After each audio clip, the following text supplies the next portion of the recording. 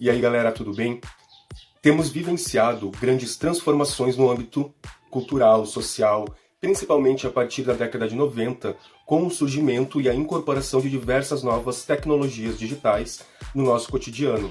Essas tecnologias, por sua vez, alteraram profundamente as nossas interações e relações humanas, dando-nos possibilidade de comunicação em rede, de comunicação, de novas formas de comunicação, que também trouxeram alguns benefícios para nós como um todo, como sociedade, e também algumas características não tão benéficas, um tanto quanto prejudiciais.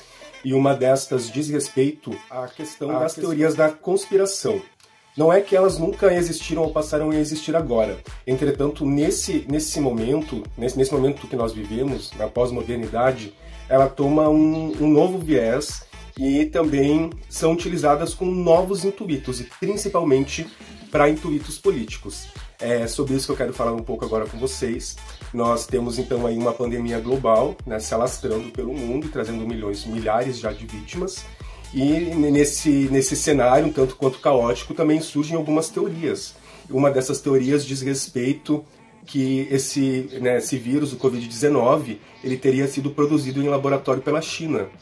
E tem a galera que vai ainda mais longe ainda e acrescenta que, além de ter sido produzido pela China em laboratório para, sei lá, para acabar com a economia mundial, daí eles já vêm com esse é outro delírio do comunismo e coisa errada e tal, eles também falam que também tem um complô mundial contra o nosso querido e amado presidente Jair Bolsonaro, né?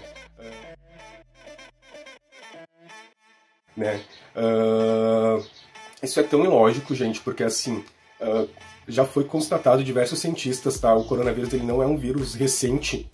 Na verdade, esse Covid-19 ele é como se fosse uma evolução, ele é uma mutação de um coronavírus já existente. Os grandes cientistas do mundo, publicaram já numa das maiores revistas de circulação científicas do mundo, que é a Nature, explicando detalhadamente, né, como que ocorreu a mutação desse vírus. Porém, as pessoas ainda insistem em falar isso, então tu vê que tem um viés político atrás disso. Então é esse o questionamento que eu sempre me faço: por que as pessoas elas se sentem tão atraídas, tão fascinadas por teorias da conspiração?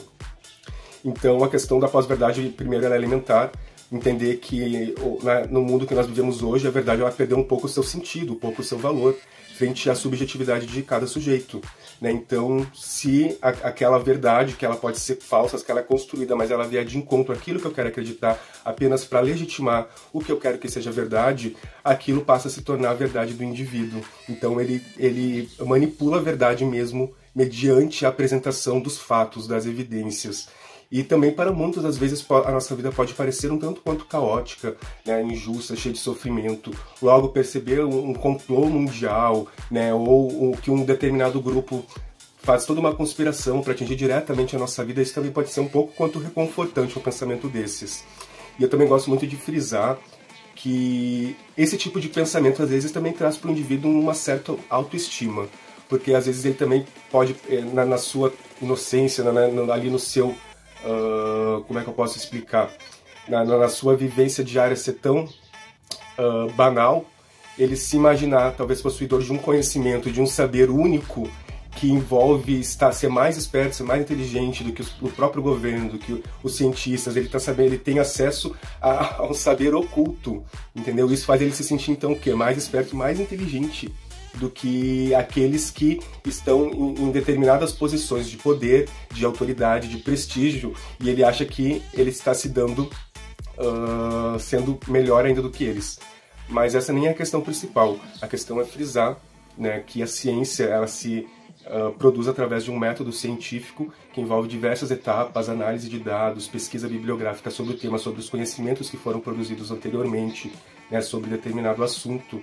E isso a gente tem sempre que levar em consideração, né? E a ciência ela não é um campo onde se bate o martelo a respeito de determinado assunto, né? E aquilo dali fica por haver. Não, sempre se poderá se contestar aquilo se a pessoa trazer novas evidências. É um campo totalmente aberto para discussão, né? Então, se a pessoa ela acredita que o Covid-19, por exemplo, foi produto de laboratório, ela que traga as evidências e mostre para os cientistas, e os cientistas irão alterar, né, publicar um novo artigo e vão publicar uma nova narrativa sobre esse determinado fato, né? E esse tipo de teorias, eles podem, aliás, ser muito prejudiciais para a nossa sociedade como um todo, e tem se mostrado, tem se evidenciado e constatado isso ultimamente. Como exemplo, eu posso argumentar a questão das vacinas. Existem na internet muitas pessoas que começaram a falar que vacinas faziam mal, que eram as vacinas que proliferavam as doenças no mundo.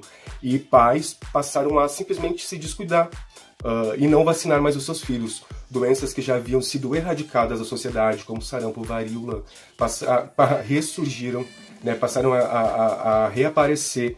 Então, olha como esse tipo de mentira ela pode ser prejudicial para a sociedade como um todo.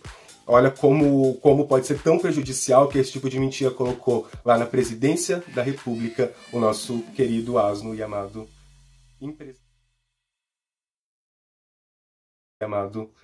impresidente no desgoverno do Jair Bolsonaro.